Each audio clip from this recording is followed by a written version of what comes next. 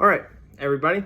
So that vote the other day that everyone did asking me if I wanted to plan it out or if I wanted to do it off the cuff for this video was a tie.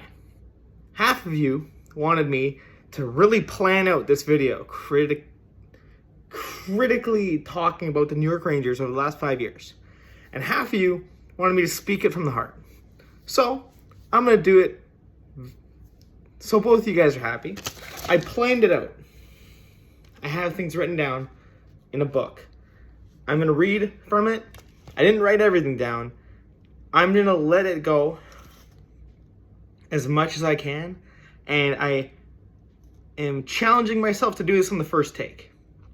Because I don't want to go over it a second time. I don't want anything other than from the heart on this. I have not spoken a word about any of these points. I have not flipped so much as a page yet.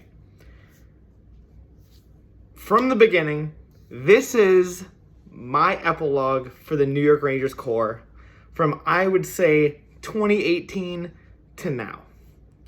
Today. From letter to letter.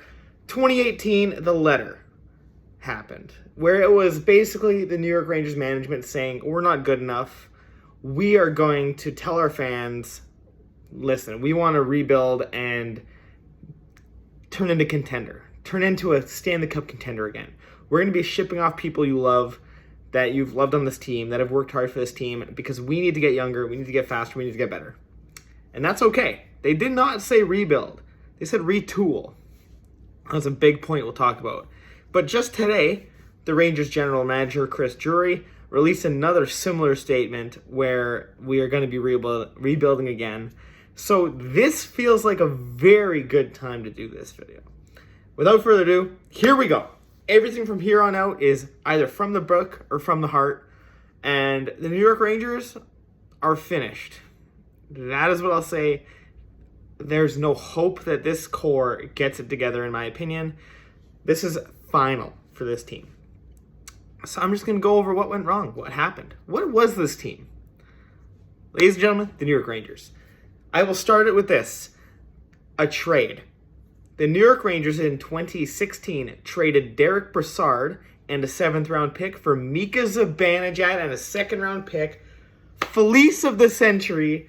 The Senators got fleeced. This was an awful trade for Ottawa. Awful trade for Ottawa. But it wasn't at the time. Because just the next season, the New York Rangers lose in Game 6 to the Ottawa Senators in the playoffs. This is in round 2. Round 2, we lose 4-2 the series against Ottawa. That would be the last time we made the playoffs with the old core. But this core did still have Mika Zibanejad, who scored, I believe, a Game 3 overtime winner, or maybe Game 5. He scored an overtime winner in the playoffs for us against Montreal. Good for him. He was looking good for us, and it looked like we might have won the trade early on. And to be fair, I still think we did, despite the Senators beating us in the playoffs that year, 2017. That's fine. Then the letter happens, and then there's a bunch of trades that'll happen, but that was the first big one, was Brassard and a 7th get traded out for Mika and a 2nd. This trade kickstarts the entire rebuild. We give away Rick Nash to Boston for Ryan Spooner, Matt Bolesky, Ryan Lindgren, a 1st-round pick in 2018, and a 2nd-round pick. That 1st-round pick ended up becoming Keandre Miller. He was pretty good for us for the next few years. So, 1st-round pick in 2018, he didn't play for us for a couple years. But Ryan Lindgren was immediately a staple on the top D pair with a young Adam Fox that we would get in a couple years. So, Ryan Spooner, what happened to him? Oh, we flipped him immediately to get Ryan Strome. 1-for-1. Ryan Spooner gets traded to Edmonton for Ryan Strome. Boom, there's our 2nd-line centerman. And our 1st-line centerman. We got Zibanejad, Strome down the middle. All within trades within 1 year or 2 years. We trade away those guys, and we get a number 1, number 2 center, and our best and 2nd best left-handed defenseman. Not bad. We'll take that. Good trades. Keep it up. Keep it up. But we didn't keep it up, because now we trade to Tampa Bay Ryan McDonough and JT Miller, ever heard of him, for Vlad Nemestikov, Libor Hayek, Brett Howden, a 2018 first-round pick, and a second-round pick. Who was the first-round pick? Nils Lundqvist. He was a nothing burger for the New York Rangers. We did end up eventually flipping him for another first-round pick later on, but he wasn't that guy. And that sucks, because I thought he was going to be pretty good for us. That's okay. You don't hit on every first-round pick. We did hit on Keandre Miller that year, which is nice. So whatever. That wasn't even our biggest pick in 2018, though. We drafted at 9th overall Vitaly Kravtsov. And that's a name I haven't heard in a while, and I haven't had to think about in a while, which is a good thing, because it was a very, very bad relationship between him and the Rangers. But that's okay. The next pick that was after him was Evan Bouchard. I think we should have taken him instead. Hindsight's 2020. You never know what a prospect's going to turn out like, but I don't even think he cracked 5 goals in the NHL. I would be surprised if he did. So, the biggest part of this, I think, is Panarin, Artemi Panarin, in free agency, does not want to sign with Columbus. He signs with the New York Rangers. $11.6 million for 8 years, or 7 years. I think it was 7 years. Yeah, it makes sense because he's done at the end of this season. Panarin, $11.6 million for 7 years. It's funny that he chose the New York Rangers because the New York Islanders, keep in mind, this is 2019, offered him $12 million for 8 years. More money, more years. Fuck the New York Islanders. I'm going to the Rangers, says Artemi Panarin. Let's go. In 2020 and 2021, the New York Islanders made the conference finals. They lost in 2021 by 1 goal to the Lightning. You think Artemi Panarin could have probably got them a cup? I think so. I think Artemi Panarin absolutely gets the New York Islanders a Stanley Cup in 2021. No doubt in my mind. So I'll take that. That's a win for the New York Rangers right here. We get Igor Shesterkin. We drafted him like 8 years prior. Just happened to turn out to be one of the best goalies of all time, in my opinion. Maybe like top 50 goalie in NHL history, let's say, for now. By the end of his career, he will be. Adam Fox gets drafted by the Calgary Flames. Doesn't want to play with them, so he gets traded to the Hurricanes. Fuck that, I'm not playing for the Hurricanes. I'm going to go to the Rangers, he says. So Adam Fox gets traded to the Rangers for like a second-round pick. We'll take it. And number 2 overall pick, Capo Caco, joins the team. I am hyped. This is when I started watching the Rangers again, because I was pumped. This is a young crew. I got a chance to follow these guys and like see what's up with them, you know? This is the first time I've been emotionally attached to it. I didn't know all the lines to those old Henrik Lundqvist teams. I just knew I liked Lundqvist. I couldn't name 10 people on those teams. The 2019 season was a little bit of a rough one for the New York Rangers. That's fine, whatever. But there was a huge push for the playoffs late February, early March 2020.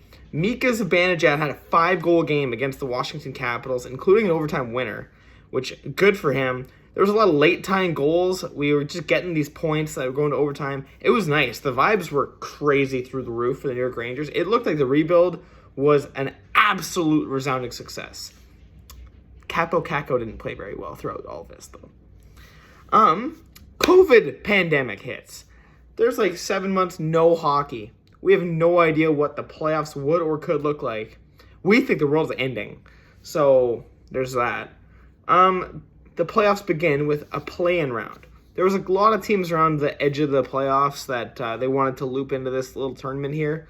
So that's kind of when the term points percentage has become a big thing. Because in case of like a pandemic again, they had to base the standings on points percentage because not every team had the same amount of games. Whatever, that's fine. You know what isn't fine?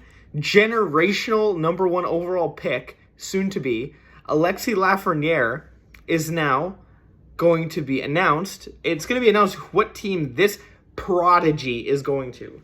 This kid's putting up Crosby-like numbers for the same team Crosby played for like 15 years prior. Let's see it. Who's getting it? Oh, the draft is held, and the number 1 pick is going to a team that will end up losing in the play-in round. You're just as confused as I am for this. I don't know why the hell they did this.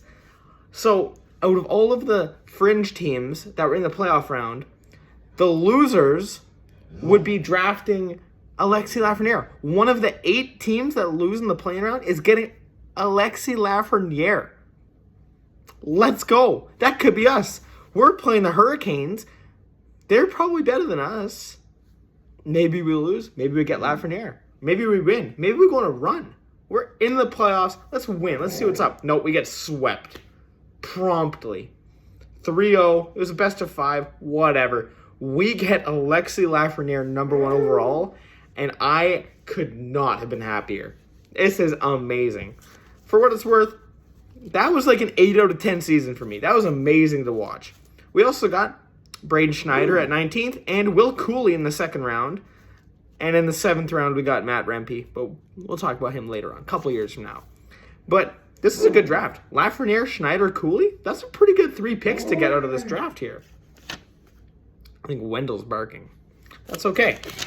Page number 2. 2021.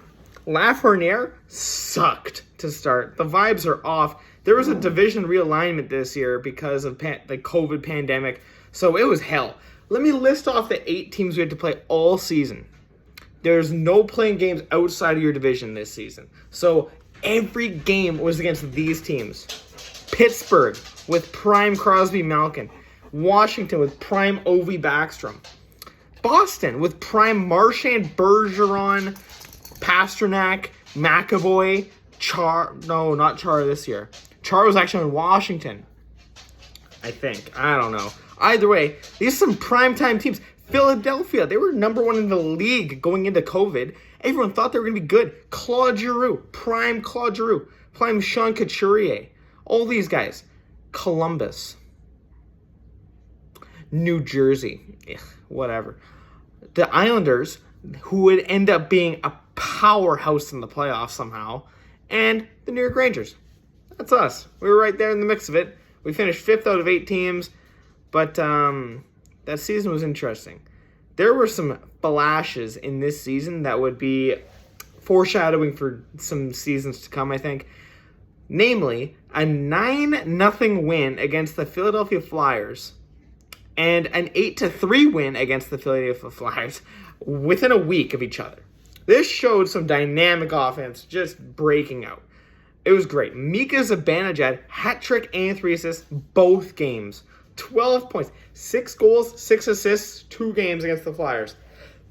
Ties an NHL record 6 points in a single period of hockey.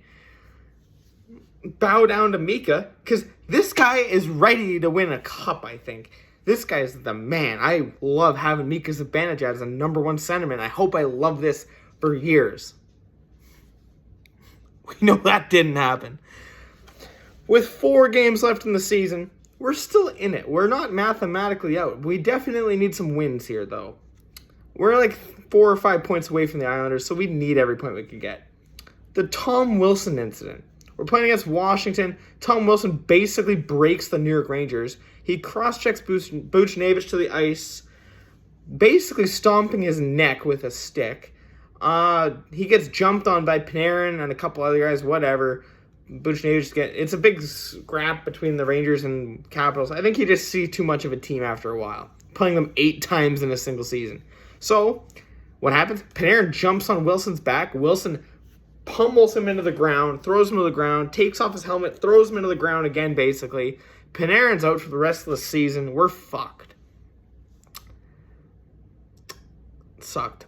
So, somehow, the coach, the assistant coach, and the general manager of the New York Rangers were all fired because of this.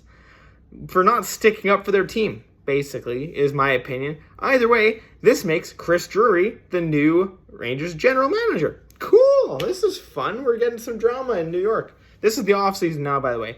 Adam Fox wins the Norris Trophy. Best defenseman of the season. And it was close between him and Makar, but I'm glad he won it this year because I don't think there's any shot he beats out Makar for the rest of his career. Not to say Fox is bad, but Makar is on another level. We drafted Brennan Hoffman. He sucked. I will never talk about him again. This was like a 4 out of 10 season for me. It was kind of fun, just with all like the different matchups we had and playing the same team over and over. It was kind of fun. There were interesting situations in the season.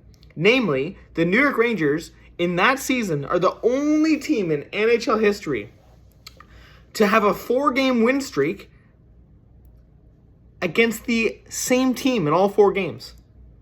They beat the New Jersey Devils 4 times straight. Didn't play anybody else in between. It was Devils, Devils, Devils, Devils, bang, bang, bang, bang, beat them all 4 times. Let's go. That was a weird stat, and that'll never happen again. Not with the way the schedule works, because most of the time, you don't even play a team 4 times in the season now. All right, what else we got here? In the offseason, this sucked. Actually, this part wasn't as bad at the start. $3.6 million for 6 years, Barclay Goodrow. That's a lot of money. That's a lot of years. What the fuck? Whatever. He was supposed to be a third-line centerman, I guess. So, we also traded we traded Pavel Buchnevich for Sammy Blais and a second-round pick. Now, I don't like this at all because Pavel Buchnevich was breaking out for the New York Rangers. He was playing great with Kreider and Mika. I would have let him have some runway. I would have let him stay. But there was a reason why they did this. They did this because they were making room for a big trade. They were going to get Jack Eichel from Buffalo. You know why we didn't get him? Because a podcast I listened to bought a billboard outside the Buffalo Sabres arena that says, "Aren't trade requests a pain in the neck?" And it posted Blue Shirts Breakaway, their podcast on it, whatever. It's because Eichel needed neck surgery in order to play hockey again, basically. And Buffalo wasn't letting him get the surgery. And that's why he was holding out for so long. They weren't trading him. They weren't playing him. They weren't letting him get the surgery. They were essentially just letting time tick away. Either way, he gets traded to Vegas, and I'm pissed. I think it's all because of this billboard that we don't have Jack Eichel, Mika Zibanejad, and Ryan Strome as our top 3 centers. But I think it might have been to replace Zibanejad. I don't know. I wish I knew what was going on with that. I thought for sure we were getting Jack Eichel. Either way, 2022 season. No COVID anymore, pretty much. So we're actually able to see fans in stands again. Our new head coach, Gerard Gallant, has gotten some vibes on this team. A couple games into the season, Artemi Panarin with an overtime winner against the Leafs. Insane sequence where Matthews doesn't bury an open net in overtime. Igor Shesterkin is 18 country miles out of his crease, makes a save at the top of the hash marks, and we end up winning somehow. What else happened? Oh, New Jersey. We beat New Jersey in a shootout. Chris Kreider, who's been at the team for 10 years at that point, scored his very first shootout goal of his career. Weird stat of the day for you there. He only actually shot one other shootout attempt ever in his entire career before that point. God knows why. Either way, Chris Kreider seems to have a breakout season 10 years into his career. Very weird. He has never hit 30 goals in his career. This season, he would go on to hit over 50. Ryan Lindgren, against the Buffalo Sabres, scores with 0.4 seconds left to win it. Let's go. Georgiev got pulled before the third period because he sucked. Igor goes in net for the third. We end up winning. This game begins a 7-game win streak. That shit was hype. Win streaks, watching your team go on a win streak after they've sucked for like a couple years, it feels great. It's amazing. So, the playoffs were kind of set in stone for like 5 months. That was the only weird thing about the season, is that we knew we were playing the Pittsburgh Penguins for like 5 months. It was like December, and we were like, I don't see any way we're catching up to Carolina at 1. I don't see any way that anybody's catching up to Pittsburgh at 3. It looks like it's us and Pittsburgh in round 1, and I think I was fine with that because we beat Pittsburgh quite a bit that season. So at the deadline, I was wondering, are we buying? Are we selling? I didn't think we were selling. We had a great season going into this, and it was, in my opinion, what I like about Chris Drury as a GM is he doesn't overspend at deadlines, but he always makes sure you get a guy. So, who's that guy? Who did we get? We got Frank Vetrano for a 4th-round pick. Bang! First-line right winger with Mika and Kreider. Let's go. Andrew Kopp for a 6th-round pick. Morgan Barron, who isn't that great, and a conditional first-round pick. I'll get to that in a second. Tyler Mott for a fourth, and Justin Braun for a third. All in all, you lost one prospect in Barron. You lost a fourth, a sixth, a fourth, a third, and a conditional first. What was the condition? The condition was if the Rangers make the third round of the playoffs that year, and Andrew Copp has to play in half the games that they played, at least half. They ended up doing that, so they lost that first-round pick. So it was a first-round pick. Either way, great deadline. Let me flip the page again, everybody. Oh, yeah, we're getting started here. We're getting started. I know, I've been talking for 20 minutes already, but you guys are psychopaths and you want me to write this thing out? Yeah, I'll write down every point I can. Let's do it, yeah. I could talk about the New York Rangers for 25, 50 more minutes. I don't even know. I don't know how long this is going to be. I hope you guys are enjoying this. If you are still watching this, I know for a fact you're going to watch the rest of it, I bet. If you're crazy. So, after the trade deadline, what happens? Andrew Copp hat trick. Holy crap, that's crazy. He was playing well with Panarin and Strome. Frank Vatrano was playing great with Mika and Kreider. Tyler Mott was a good penalty killer. Justin Braun didn't play yet because we had Nemeth, Tenorti, Schneider on the third D pairing, kind of rotating out, whatever. He does come into play very shortly. Chris Kreider ends the season with 52 goals, 2 shy of the franchise record set by Jaromir Jagr, maybe 13 years prior to this, 15 years prior to this. That's fine. 52 goals for Kreider. That's humongous. Round 1 against the Penguins. Game 1 goes to triple overtime, and Igor Shesterkin saves the second most shots out of any goalie in any game in NHL history. 82 saves. And they lost on a Malkin deflection in a triple OT. Ouch. Win game 2, whatever. Game 3, we got spanked in Pittsburgh. Game 4, we also got spanked in Pittsburgh. Game 3 wasn't that bad, though. Game 3, we were down 4-1. We actually came back and made it 4-4, only for Alex Georgiev to let up an absolute garbage goal between his legs in the third period. We ended up losing like 7-4 or something. Either way, it was bad. We're down 3-1 in the series. Game 5, facing elimination in Madison Square Garden. What do? We go down 2-0 immediately. We're rolling over. It's done. It's over. I remember being so pissed that the New York Rangers were folding this easily to a Pittsburgh Penguins team that I thought was manageable to play against. And then Trouba kills Sidney Crosby. That's one way of beating the Pittsburgh Penguins. Jacob Trouba kills Sidney Crosby. We end up coming back down from 2-0. Adam Fox scores. I have life. All of a sudden, Alexis Lafreniere scores in this economy. 2-2.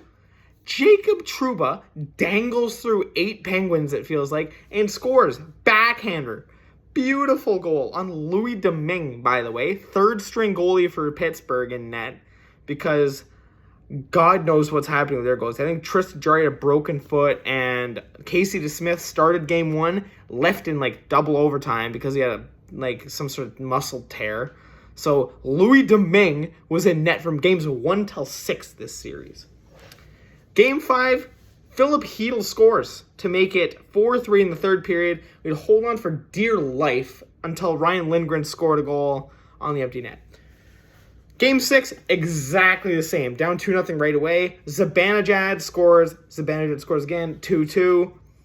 What happened after that? Oh, Igor Shesterkin with the assist of the century sends it from his own goal line to the blue line for Zibanejad. Shot, save, rebound. Kreider scores. 3-2. Ends up going 3-3 going into the third period. Only about a minute and a half left, and Kreider just takes a slap shot just inside the blue line, and it hits the blocker of Domingue and goes straight over his head, and Jeff Carter just can't sweep it off the goal line in time. 4-3 Rangers, and then we end up winning it with an empty net or two. Game 7, we end up going up 1-0.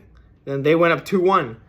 Gensel scored probably one of the coolest Game 7 goals I've ever seen in my life. Jake Gensel was ripping us that year. We tie it off a fluke. They score a breakaway goal, and it's 3-2 into the third period. Mika ties it with about 5 minutes left. Mika Zibanejad was having a crazy last few games of this series. And then in overtime, Artemi Panarin pots a power play goal. 4-3 Rangers in the series. 4-3 Rangers in the game. Overtime winner in Game 7. We're off to round 2, and all of a sudden, all bets are off. Life is amazing.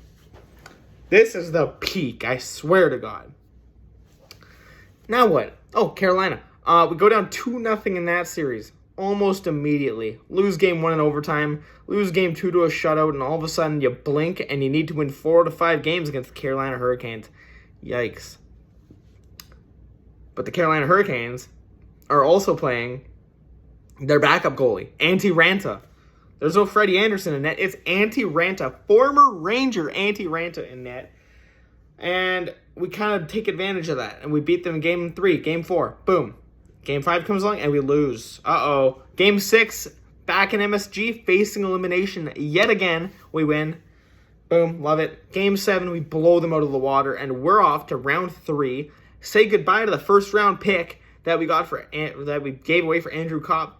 Because we're going to the third round, and all of a sudden, we're the team to beat. Because we have home ice advantage against the back-to-back Cup champ Tampa Bay Lightning, baby. I was so hyped for that series. Game 1, electric. Philip Hedl breakout. The kid line was amazing. I cannot say enough nice things about Lafreniere, Kakko, and Hedl. That was the best line I'll ever see play hockey in my life. And now one of them is a New York Ranger, and it happens to be Lafreniere. Rangers went up 2-0 in the series. And in Game 3, they're up 2-0. They end up blowing this series. Game 5, they're tied with about 5 minutes left in a 2-2 series. And Ryan Strome does what he does best, and he misses a wide-open net. Just fans on the puck. He had an incredible opportunity to just seal it. And then Sergachev scores, and they win Game 5. Game 6, Gerard Gallant scratches, healthy scratches, Capo Kakko. I'm mad about it. I watch as the New York Rangers basically die. It's 1-0 all game. And maybe 4 minutes left. Frank Vetrano, slap shot, bang, tie game, and I have life again. I don't even know what the hell I'm watching. I think we're a team from destiny. And then Steven Stamkos' hand scores the series-winning goal on a breakaway. He shoots the puck, goes off of Shesterkin, and he kind of just does one of those with his hand on the stick, hits it with his hand, goes in the net. It's a good goal because it's in Tampa. I'm kidding. I'm not going into anything like that. Whatever. Either way, we would have got killed by the Avalanche in the finals anyway. Igor Shesterkin wins the Vezina Trophy. Best goalie of the year. Good job, Igor. Off season. We signed Vincent Trocheck for $5.5 million for 7 years. Great contract from Carolina. We let Strome go. Probably for the best. We let Kopp and Vetrano go. Whatever. Yikes. We lost that first rounder to Winnipeg. Whatever. That's fine. 2023. It's a weird season. I have high aspirations for this team. Henrik Lundqvist, jersey retirement game. The New York Rangers tie the game with like a second left. And they wave it off for no goal. Goalie interference. Fuck my life, man. That sucks. Pardon my language. I am sorry. That is exactly how I felt in that moment, though.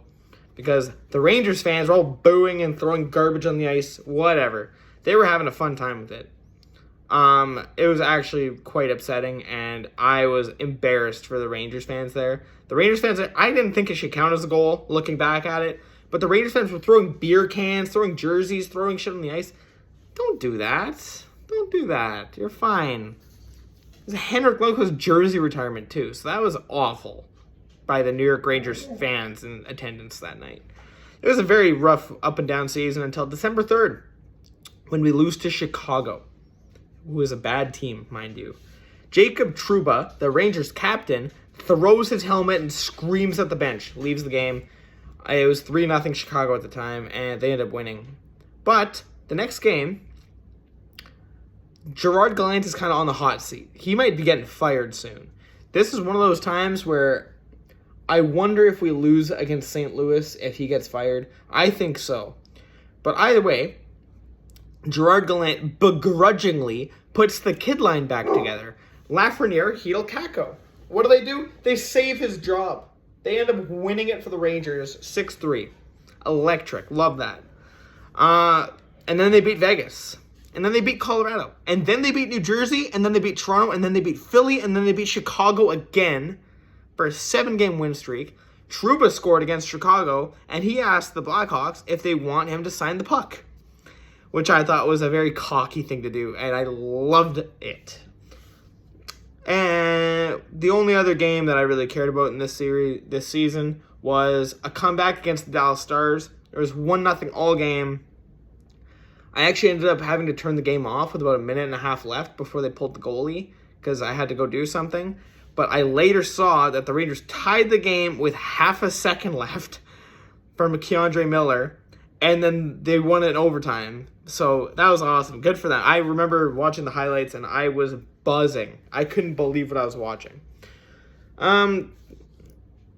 New York Rangers and New Jersey Devils were going to play in the playoffs, and we knew for about 3 months. There was a chance that one of us could overtake Carolina, but in my mind, I was always thinking it was going to be Rangers Devils the whole year. So we're leading up to this. But this is probably the pinnacle of the Rangers' entire time. The 2023 trade deadline.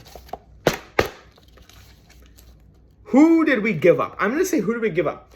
We gave up Sammy Blais, who sucks. We gave up a couple picks. No first-round picks were given up in this year's draft because we wanted that first-round pick. Who did we get? We didn't give up a roster player. We gave up a couple prospects, a couple picks. We got Vladimir Tarasenko, Nico Mikkola, Patrick Kane, and Tyler Mott again. So Tyler Mott's running it back on the fourth line. Vladimir Tarasenko and Patrick Kane can fight over who wants to be the first right winger or the second right winger. And Nico Mikkola is a great defenseman that played for the New York Rangers. So let me go through these lines because these lines are the most insane thing I've ever seen. And this might be the best team I've ever seen on paper in my life. Line 1, Chris Kreider, Mika Zibanejad, Patrick Kane. Decent. Line 2, Panarin, Trocheck, Tarasenko. Nice. Line 3, number 1 overall pick, Alexis Lafreniere. Number 7 overall pick, Philip Hedl. Number 2 overall pick, Capo Kakko.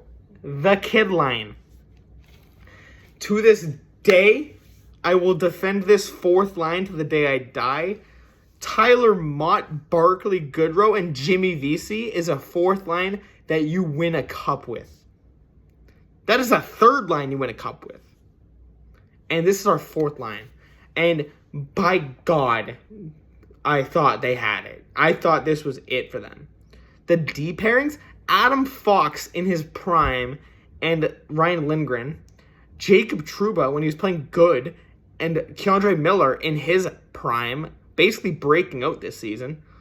And Braden Schneider, who's like a mini Trouba, and Nico Mikkola were our third line. And we had Igor Shesterkin, the reigning Vezina Trophy winner, in net. Who beats this team? I'll tell you who. The 2023 New Jersey Devils. That's who beats this team. Gallant couldn't figure out some good lines. He couldn't figure out the chemistry. He kept jumbling the lines, wasn't letting everyone get set for the last little bit of the regular season. The final game of the year was Rangers-Leafs. And I watched this game with my dad every time, pretty much. And I remember being so hyped for it because he was hyped because Marner was trying to hit 100 points for the first time in his career. And he was, I think, 1 or 2 points away. And the New York Rangers, if they win, they would have had home ice advantage in the playoff series against the Devils. This is a big, relatively speaking, game to end the season for both these teams. So what do we got here? The Leafs were up 3-2. The Rangers pull the goalie, and they tie the game with a second on the clock. And it's waved off again. No goal. He kicked it. Kicking motion, and that ends the season. My dad also wanted it to go to overtime because he wanted Marner to get 100 points. I wanted it to go to overtime because I wanted home ice against the Devils. So, the vibes are awful going into the playoffs. That sucked. The Devils going into the playoffs against us, they enter the playoffs off of an overtime winner by rookie Luke Hughes, assisted by his brother Jack for his first NHL goal. I should have known right then and there, man. I should have known. They're on fire going into the playoffs. Game 1, we kicked them out of the building. In New Jersey, we just torched them. Vitek Vanacek in net for the Devils was awful. Game 2, same story. This looked like it was going to be sweep. We're ready to win a cup, and they're not. We're going to show them. Game 3, Dougie Hamilton for the New Jersey Devils wins in overtime. Oh my God, it's 2-1. Game 4, we lose as well, and Chris Drury, the general manager, comes into the dressing room after the game and starts screaming bloody murder at Gerard Gallant, telling him if you blow this series, you're fired, basically. Game 5, we get shut out 4-0. And I'm like, oh my fucking God, this is awful. Game 6, there's life. Mika actually scored a goal. Kreider, I think, scored 1 or 2. And we win Game 6 at home at the Garden. And we're going to Game 7 in New Jersey. Oh my God. And going into this, too, think about it this way. We would have been playing Carolina in round 2. In round 3, that's the Florida Panthers. And that's before they were a juggernaut. That's when they were a little bit of an underdog. Underdog Panthers. Without Tarasenko, without Mikkola, without, Montour. Or they did have Montour. But it was without a couple of their bigger guys, right? First season, they had some shakiness. Game 7, we lose. The East was wide open. The finals would have been against Vegas. I think we beat Vegas. I think we beat the Panthers that year. I think we beat the Hurricanes that year. But we'll never know. Because we lost to the Devils, who lost to the Hurricanes, who lost to the Panthers, who lost to the Vegas Golden Knights. We were at the bottom of the chain. The Golden Knights beat the Panthers, who beat the Hurricanes, who beat the Devils, who beat us. There was no questions to be answered that year. And that sucked. But we did draft 23rd overall. Nice. We got Gabe Perreault. He's pretty good. We fired Gerard Gallant promptly after this series, as we should have. We got Jonathan Quick, which was kind of a fun acquisition. He just came off a cup win with Vegas. He didn't play. He was just a goalie, backup goalie. He was like the 5th backup. He wasn't playing very good. So we were kind of slandering them a little bit. Lafreniere kind of sucked, it looked like, through the offseason. We got Blake Wheeler, whatever. Early in the season, 2024, Philip Heel gets concussed, and he might never, ever play again. That's like a 7th concussion, whatever. But this did spark a new line combination that I have never seen before. Panarin, Trocheck, Lafreniere. That line was born. They go into this 5-game road trip that they have never won much of before. Seattle, they win. Calgary, they win. Edmonton, they win. Oh my God. Vancouver, they beat in overtime. And Winnipeg, they beat in overtime. They sweep a 5-game road trip. And that's the only time the Rangers have ever done that. Panarin, unbelievable season for Panarin. This is superstardom. He should have won the Hart Trophy, in my opinion. Jonathan Quick started the season 9 wins, 0 losses, 1 shootout loss. In his first 10 games as a Ranger. Like 39-year-old Jonathan Quick doing that. Great. The season was amazing until January, where it was awful. The turning point of the season, however, was when we were down 2-0 to the Ottawa Senators, And a random call-up, Connor Mackey from the AHL, gets into a fight with Brady Tkachuk. I don't know who wins the fight, but either way, the Rangers ended up winning the game 7-2 after being down 2-0. What happened after that game? So, 7-2 against Ottawa. We beat Colorado 2-1 in overtime. Lafreniere scores the overtime winner. I was hyped. Panarin tied it late. We beat Tampa Bay 3-1. We beat Chicago in overtime 4-3. Zibanejad, OT winner, nice. We beat Calgary 2-0. We beat Montreal 7-4. We beat the Islanders. Now, I'm going to talk about this game for a second because this is the best game of the season. This is an outdoor game, the Stadium Series. The New York Rangers against the Islanders, and this was a highly sought-after game. I wanted to watch this. I was feeling the vibes. It was at MetLife Stadium. There was a ton of people watching this game in the stadium. The Rangers end up going down 4-1 pretty early in the game. And then they score, make it 4-2. I think they made it 4-3 at one point. And then the Islanders scored to make it 5-3. So it's 5-3 late in the game. Rangers pull the goalie with about 4 minutes left. And Kreider tips in a deflection to make it 5-4. And then Mika Zibanejad scores again to make it 5-5 in the final minute. And the entire building explodes. 10 seconds in overtime, Panarin scores, and we win it 6-5. And the Rangers remain undefeated outdoors. I was 5-0 outdoors, and Laviolette gets his first ever outdoor win. Good for him as the head coach. So, where are we at? 7? I'll do this. 7. We beat Dallas 3-1. We beat New Jersey, the team that just beat us in the playoffs, 5-1. And then we beat Philly 2-1. That's 10. Franchise record 10-game win streak out of this. Oh my God. And Mika Zibanejad played horrible the whole time. How crazy is that? Good for him, though. You know what? He didn't have a 5v5 goal for like a full month prior to that. So, 10-game win streak. The deadline. Now, we weren't going big ticket shopping for Kane and Tarasenko again, whatever. We got Jack Roslovic and Alexander Wenberg. We'll talk about Wenberg a little bit here. We only gave up a second, third, and a fourth round pick. Decent. We're fine with that. We just plug a couple holes. Don't ruin the chemistry that badly, right? We win the President's Trophy with a 4-0 shutout over the Senators, and that would end our regular season with a lot better juju, a lot better vibes going into that. We're almost done. Make the most out of this. We're at 42-minute mark. Make the most out of it, because this is almost over. If you're liking this, you're not going to see this for another 10 years. Playoffs. Round 1 against the Capitals. I only wrote one note in my book about the Washington Capitals series. Easy. 4-0 sweep. Get them out of here. Go to Carolina in round 2. So game 1, it was a back and forth game, but we ended up winning it. I think it was 4-3 or something. Nice, good game. You know what? I was terrified of Carolina that year because they were the only team, in my opinion, that could beat us in the entire East.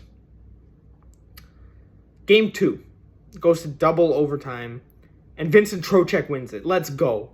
2-0 series lead, and we're going to Carolina for game 3. And guess what happens in game 3?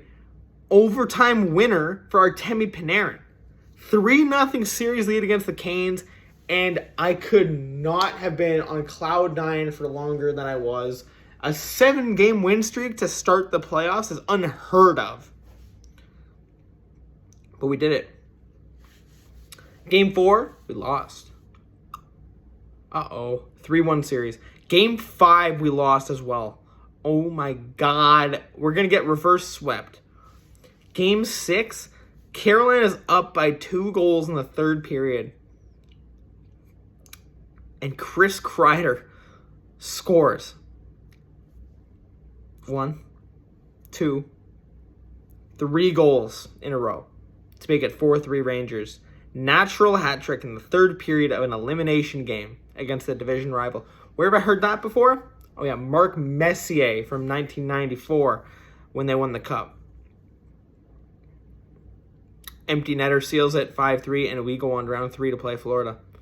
Now, I have a lot of regrets about this Florida series. This is a lot of the times your team is planning on winning a Stanley Cup. This is where I'll talk for a second. A lot of teams are building towards something. Maybe they're building towards one series win. Like a team like the Calgary Flames were a couple years ago. You win one playoff series, and sometimes that's all you could do. Like the Canucks a couple years ago. You win a playoff series, and sometimes you can't get further, and sometimes you blow it up after that. For the New York Rangers, they should have won a cup, but it all ultimately led to this series. Florida and New York. Florida, fresh off losing in the cup final, definitely wanted some retribution. Vladimir Tarasenko is a Florida Panther this year. We didn't re-sign him. He played great for us last year, but I don't think they wanted the vibes. I don't think they wanted it. So, Vladimir Tarasenko was a Florida Panther. Game 1, Florida shuts out. That one hurt. I watched that game. They just looked like they had nothing. Game 2, 1-1. Goes to overtime, and Barclay Goodrow, who looks like he just got shot with an adrenaline cannon, scores an overtime winner in the playoffs in round 3 to tie the series 1-1. The very next game, Game 3 in Florida, goes to overtime again, and the deadline acquisition, who had not scored a goal for the Rangers up until this point, tips home the overtime winner. Alexander Wenberg, overtime winner, and we're up 2-1 in the series. God was on our side. And keep in mind, this is against the Florida Panthers. Back-to-back overtime wins against the Panthers. That seems weird, right? It is, because the Panthers set an NHL record longest overtime playoff win streak leading up to that series. They had won like 11 straight overtimes in playoff games, dating back to when Tavares eliminated them in 2016.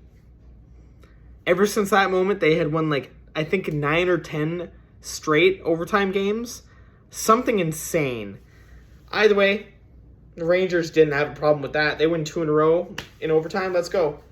Game 4 goes to overtime. And a bad pass at the offensive zone blue line leads to a partial breakaway for the Florida Panthers. And Blake Wheeler doing what he could do. He had to do this. He just hauls the guy down, just hooking him. Just so he can't get the breakaway. He'll take the penalty shot any day. But it's not a penalty shot. No penalty shot, no. It was a penalty. I am still weirded out by this. I thought for sure it should have been a penalty shot, but that's okay. Sam Reinhart wins in overtime. 2-2 series. You're at a best of 3 now. I don't even have any other notes other than Florida wins it. Tarasenko, the former Ranger, scored the series-winning goal.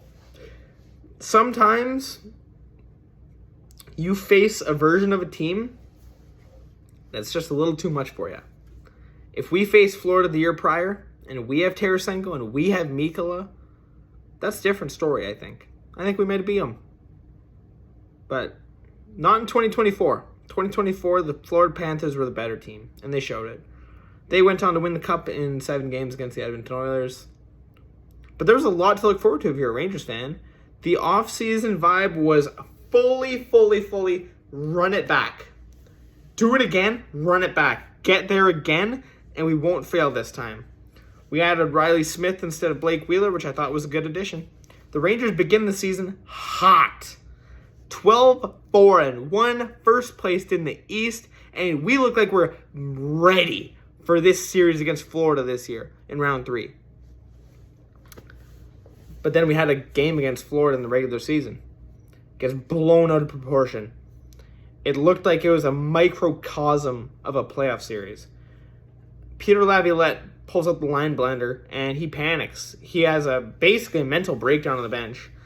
Vincent Trocheck gets robbed by Bobrovsky, and then they come back down and score. The Panthers win by 1 goal in a regular season game that doesn't mean anything. and the New York Rangers team self-combusts. Everybody gives up on the season, and we fall from grace further and harder than I've seen any team before. Jacob Trouba, the team captain, gets traded for Vakanainen at a fourth. Capo Caco gets benched at one point, despite him being fine. Everyone else deserved to get benched, in my opinion. Kreider didn't look like he cared. He didn't get benched. Mika didn't get benched when he sucked. None of these guys got benched when they sucked, but Capo Caco did. He speaks to the media about his benching, and he promptly gets traded to Seattle for Will Borgen, a third and a sixth. So there goes the second overall pick from the 2019 draft. Ouch. That one hurt because I love Capo Caco. He was great. I think he'd be great in this Rangers team that we have now. Better than Lafreniere would be.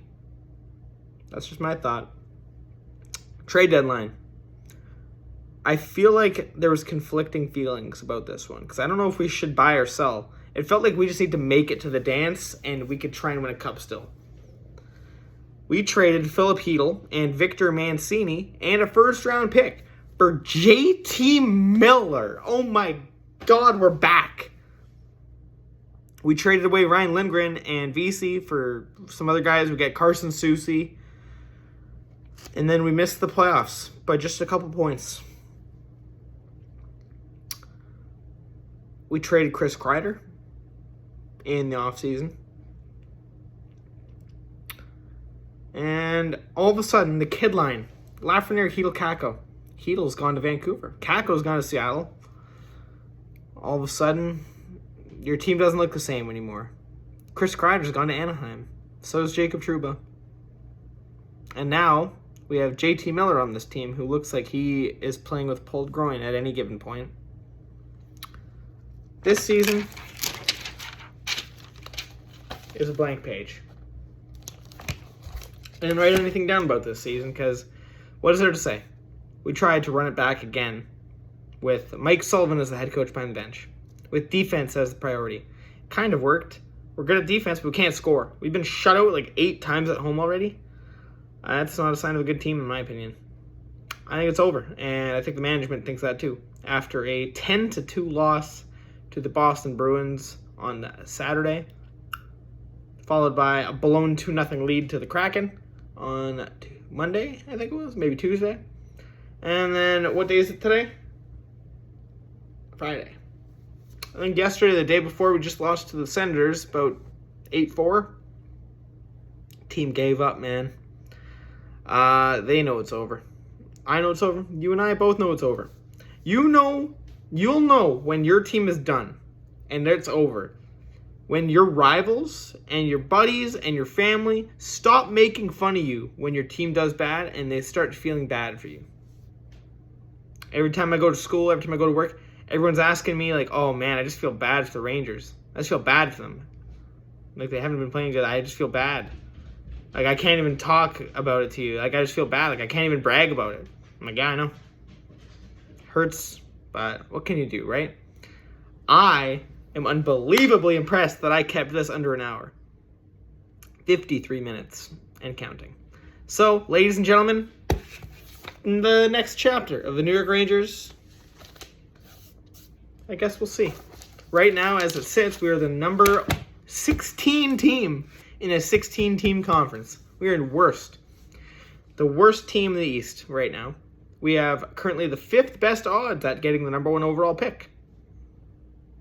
Could be Gavin McKenna. Could be Verhoef or Verhoff or whatever his name is. I don't know. It's going to be a sign of the times for the New York Rangers from here on out. Igor Shesterkin got injured. Adam Fox has been dealing with some injuries lately. My voices are kind of running out here for talking for this long. But either way, I hope you guys enjoyed. I hope I lived up to the expectation I put on this video. I hope I didn't plan it too much. I hope I didn't go off the cuff too much. I hope everyone was just fine with what I did for this. This will be going on YouTube. I'll put links to Facebook, whatever. You guys have a very nice night, and hopefully your team isn't as bad as the New York Rangers.